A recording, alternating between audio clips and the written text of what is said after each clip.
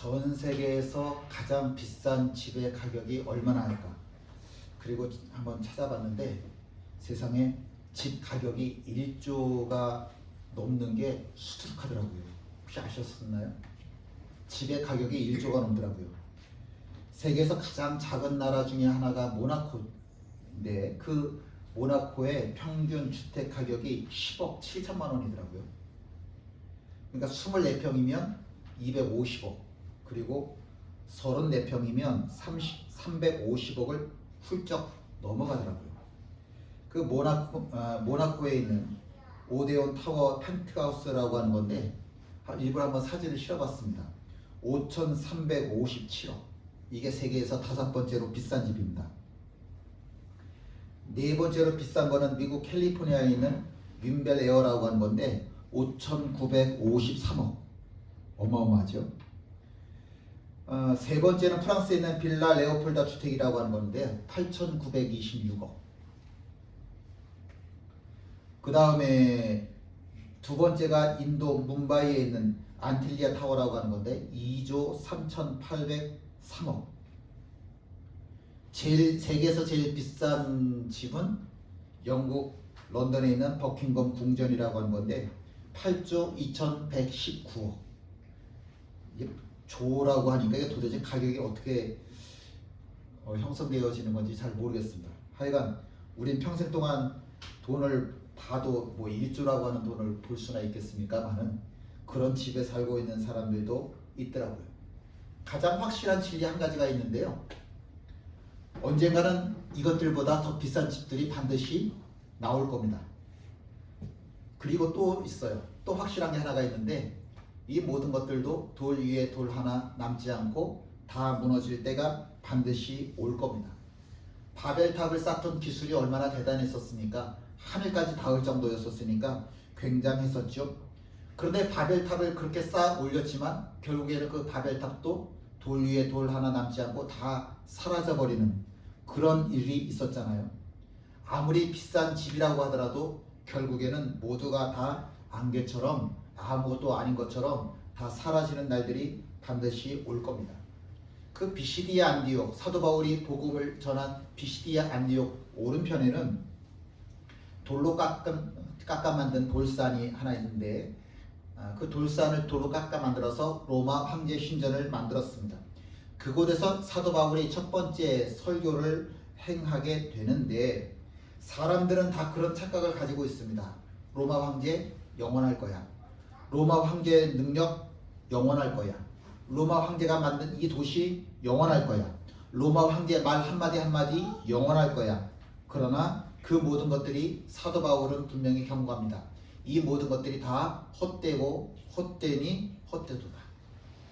이것이 성경에서 말씀하는 진리이고 사도 바울이 말씀하고 있는 겁니다.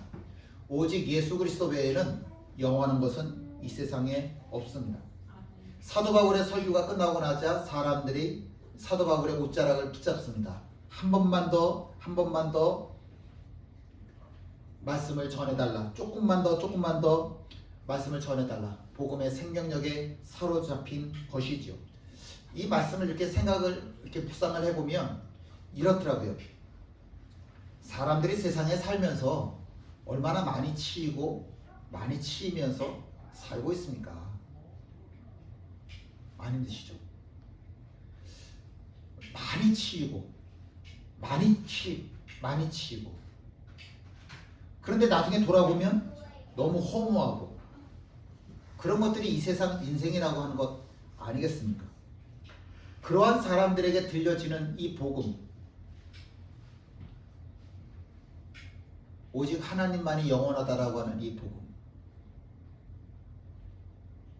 이것이 이 말씀을 듣는 사람들에게 있어서 한 번만 더 듣고 싶은 그 간절함을 불러일으키는 메시지였습니다. 이 세상 모든 것들은 반드시 다 허물어집니다. 아무리 아름다운 것들도 시간이 지나면 다 낡고 시들어지고 하나님을 보십시오. 힘들면 힘들수록 하나님을 보십시오. 그리고 보면 우리가 이 세상 모든 것들이 헛되고 헛되니 헛되다는 거 알면서도 그것들 때문에 또 상처받는 게 우리예요. 자식을 키우면서 얼마나 기분이 좋아요? 얼마나 행복해요? 그런데 그 기쁨을 주는 자식들이 세상에서도 제일 큰 아픔을 나에게 또 갖다 주더라고요. 그리고 보면 영원한 건 없어요. 절대적인 건 없습니다. 오직 하나님만이 영원하십니다. 헛된 것 때문에, 세상 때문에 상처받는 게 참 바보 같은 짓인데, 저도 그러고 여러분들도 그러시죠. 그러니까 이 사람들이 오직 하나님만이 영원하시다고 하는 이 말씀에, 그래 세상이 아니라 하나님이 영원하시지라고 하는 이 말씀에 사로잡히더라고요. 결국 우리에게 위로를 주는 것은 복음밖에 없습니다. 예수.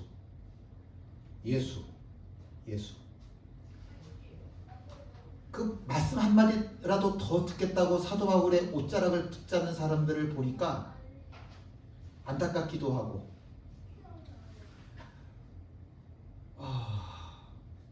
불쌍하기도 하고, 많이 힘들었나 보다. 그러니까 해줄 수 있는 말이 이것밖에 없더라고요. 항상 하나님의 은혜 가운데 거하라. 자꾸 바깥으로 나가려 하지 말고, 더 가지려고 몸부림치지 말고, 지금 우리가 하나님 은혜 안에 있는 거예요. 지금 우리가 하나님 은혜 안에 있습니다. 하나님의 은혜 가운데 머물러라.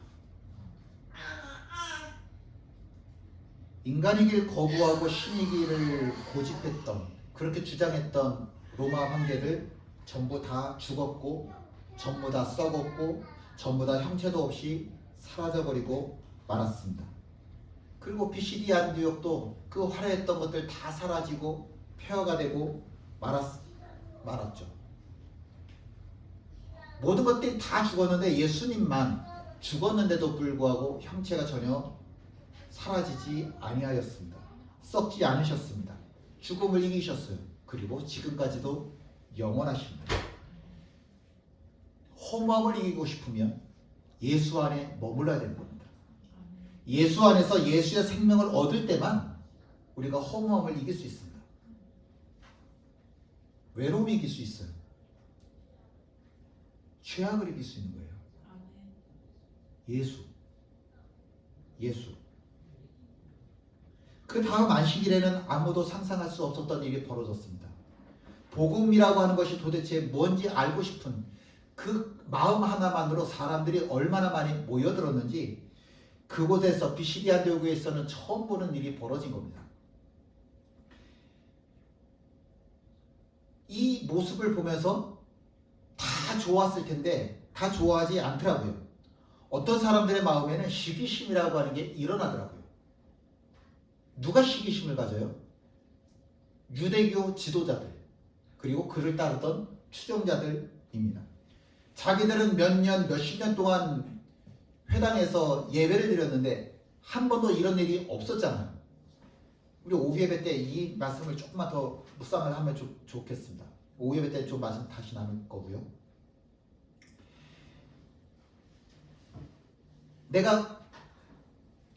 나도 열심히 한다고 했는데 내가 몇십 년 동안 했을 때는 한 번도 이렇게 사람들이 한 번만 더요, 조금만 더요, 그렇게 말씀에 대한 사모함, 간절함 이런 거 못 봤는데, 듣도 보도 못한 저 사도 바울이 한 번 복음을 전했더니 사람들이 수도 없이 모여드는 거예요.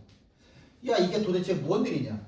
저 사람이 그렇게 한 번 설교를 해서 될 수 있었던 걸 나는 몇십 년 동안 예배 드린 지도자인데, 그럼 난 뭐야? 그러니까 이것이 내가 회개해야 되겠구나, 내 안에 하나님의 능력이 없구나, 이러고 회개를 해야 되는데 회개하는 게 아니라 오히려 시기심에 사로잡히더라고요. 그런데 우리 정말 다 까놓고 한번 얘기를 해보자고. 종교 지도자들이라고 하는 거는 결국은 하나님의 말씀을 가지고 먹고 사는 사람들이잖아요. 하나님의 말씀을 묵상하고 하나님의 말씀을 전하고, 그래서 그 대가로 삭슬 받아서 돈을 받아서 먹고 사는 사람들이잖아요. 그 최소한의 하나님을 향한 양심이 있어야 되잖아요. 그러면 지금 말씀 한 번 더 듣겠다고 사람들이 이렇게나 많이 모였으면 회개해야지, 좋아해야지. 그런데 좋아하는 게 아니라 그 사람들 마음에는 무슨 마음이 일어나냐면 시기심이라고 하는 게 일어나더라고요. 그래서 사도 바울이 가는 곳곳마다 쫓아다니면서 저거 말 틀렸다, 저거 말 틀렸다, 사람들 선동해서 야 소리 지르게 하고 나중에는 신체적으로 위협을 가하는 테러를, 폭력을 행사하더라고요. 왜 이렇게까지 해야만 하는 걸까? 도대체 사람들 마음에 있는 그 시기심이라고 하는 게 뭐길래, 도대체 사람들 마음에 있는 그 시기심이라고 하는 게 뭐길래 가인이 아벨을 죽이고 예루살렘에 있던 종교자들이 예수님을 죽이는 이런 일들이 비일비재하게 일어나고 있을까? 우리 살아가면서 누가 제일 얄미워요? 나보다 더 많이 가진 사람, 나보다 더 예쁜 사람, 나보다 더 잘 나가는 것 같은 사람, 나보다 좋은 집에 살아가는 사람, 나보다 더 똑똑한 사람, 나보다 더 건강한 사람, 나랑 비교해서 나보다 조금이라도 더 좋으면 우리가 시기심 갖고 그 사람들 흘겨보잖아요. 성경에 있는 죄라고 하는 건 성경에 있는 죄가 아니라 사실 내 마음속에 있는 죄를 이야기하고 있는 거죠. 함께 읽습니다. 화 있을진저 외식하는 서기관들과 바리새인들이여, 너희는 천국문을 사람들 앞에서 닫고 너희도 들어가지 않고 들어가려 하는 자도 들어가지 못하게 하는도다. 화 있을진저 외식하는 서기관들과 바리새인들이여, 너희는 교인 한 사람을 얻기 위하여 바다와 육지를 두루 다니다가 생기면 너희보다 배나 더 치욕 자식이 되게 하는도다. 예수님께서 예루살렘의 지도자들에게 했던 이야기인데, 그 똑같은 모습을 지금 사도 바울에게 비시디 안독에 있는 종교 지도자들이 하고 있는 겁니다. 자기들보다도 더 지옥 자식이 되게, 천국문 가로막고 지옥문 활짝 열어놓고 이곳으로 들어가야 된다고 이야기하고 있더라라고 하는 거죠. 다시 한번 함께 읽습니다. 바울과 바나바가 담대히 말하여 이르되, 하나님의 말씀을 마땅히 먼저 너희에게 전할 것이로되 너희가 그것을 버리고 영생을 얻기에 합당하지 않은 자로 자처하기로 우리가 이방인에게로 향하노라.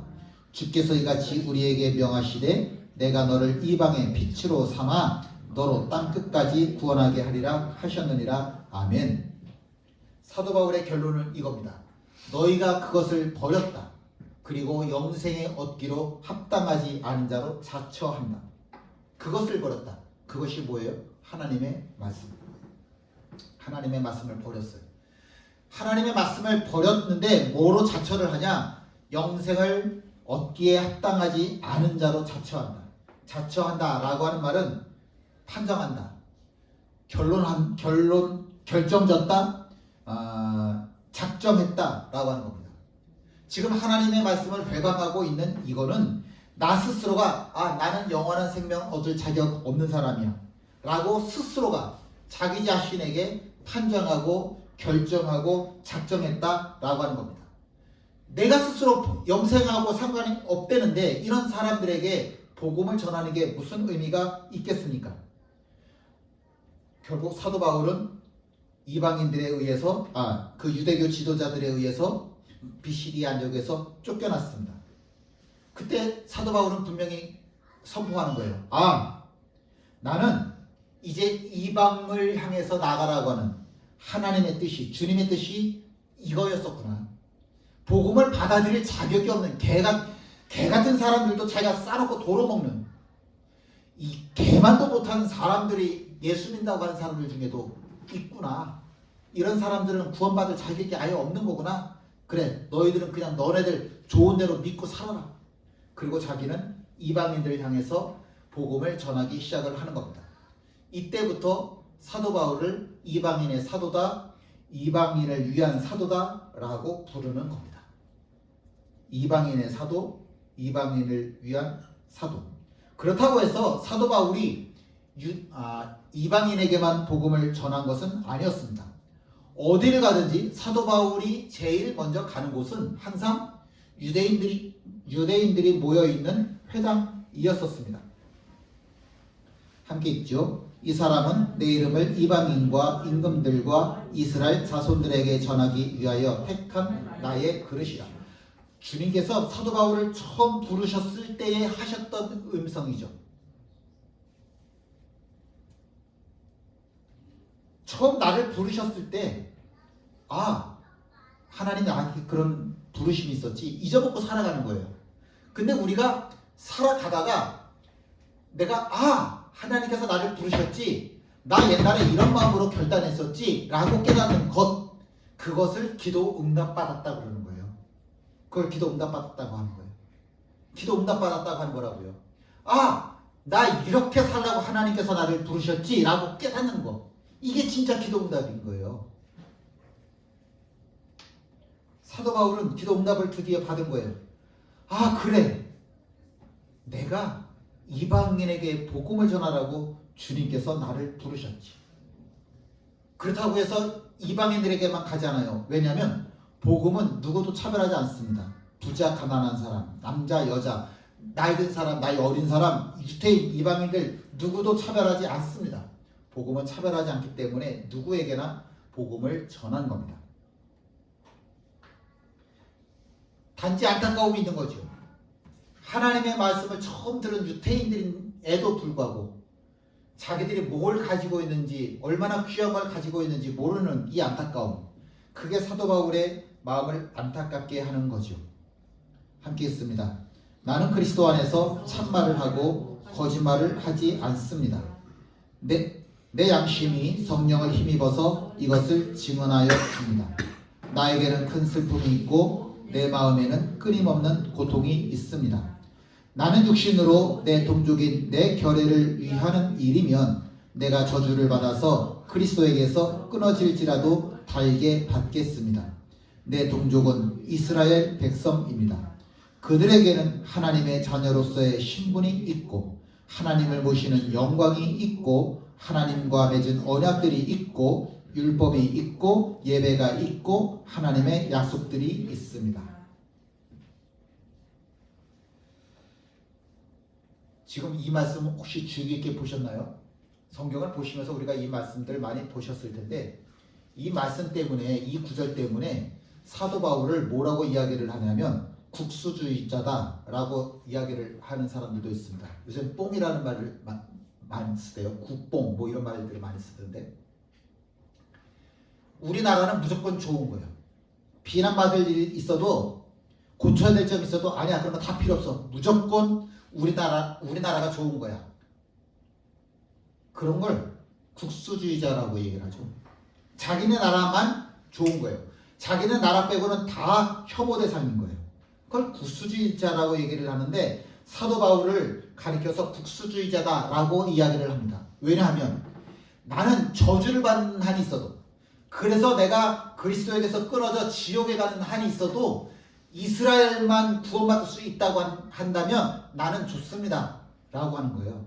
이 구절 때문에 사도 바울을 국수주의자다 라고 이야기를 합니다.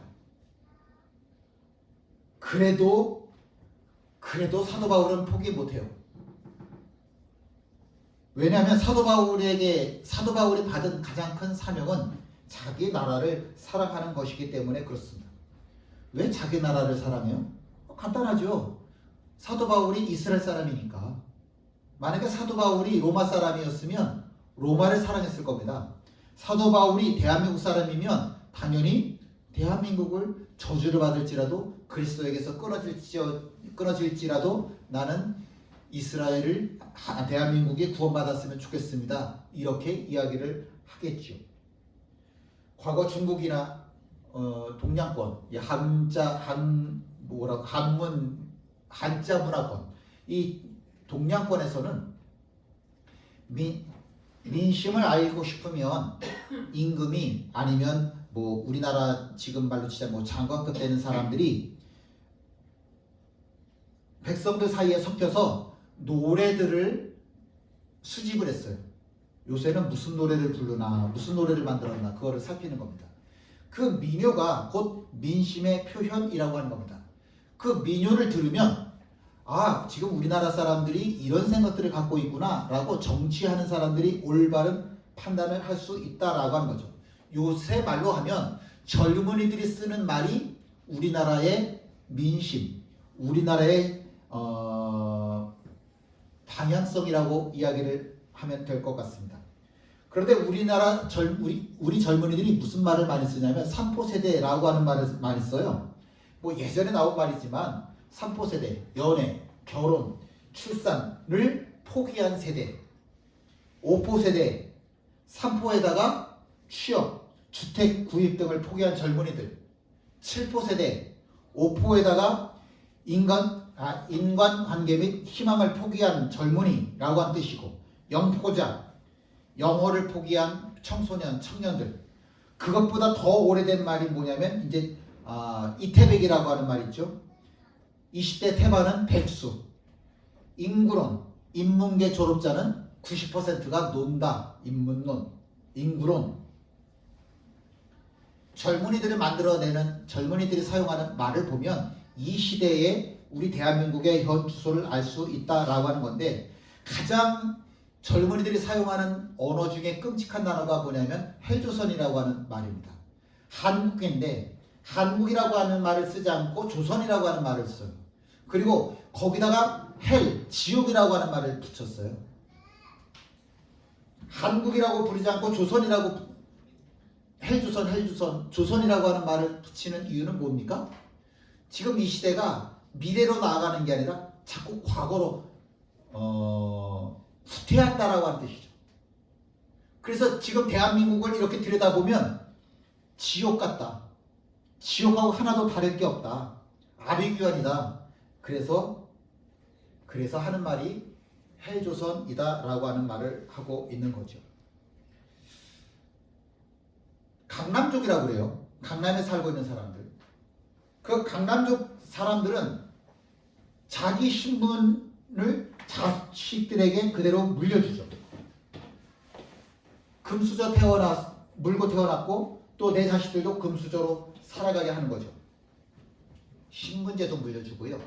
강남에 살고 있는 사람들은 통혼권이라고 해서 결혼할 사람들의 조건들을 이미 다 이것 만족해야 되고 저것도 만족해야 되고 그런 식으로 통혼권이라고 해서 결혼도 조건이 이미 다 규정되어져 있고 그 사람들은 또 대부분 다 유학 갔다 오잖아요. 그리고 그 사람들은 영어도 또 굉장히 잘 써요. 한국말보다 영어를 더 많이 섞어 쓰는 것 같아요. 자기네들이 살고 있는 곳은 특별하고 섬이라고 그러잖아요. 섬. 자기네 살고 있는 지역 밖에 있는 사람들은 하층민들이고 이렇게 구별하고 있는 게 이 시대 사람들의 우리의 살아가는 모습이잖아요. 1년에 대한민국 국적을 버리는 사람들의 숫자가 얼만큼 될까요? 2만 명이 넘는 거예요. 한국 땅을 바라보면서 사람들이 희망이 없는 거예요.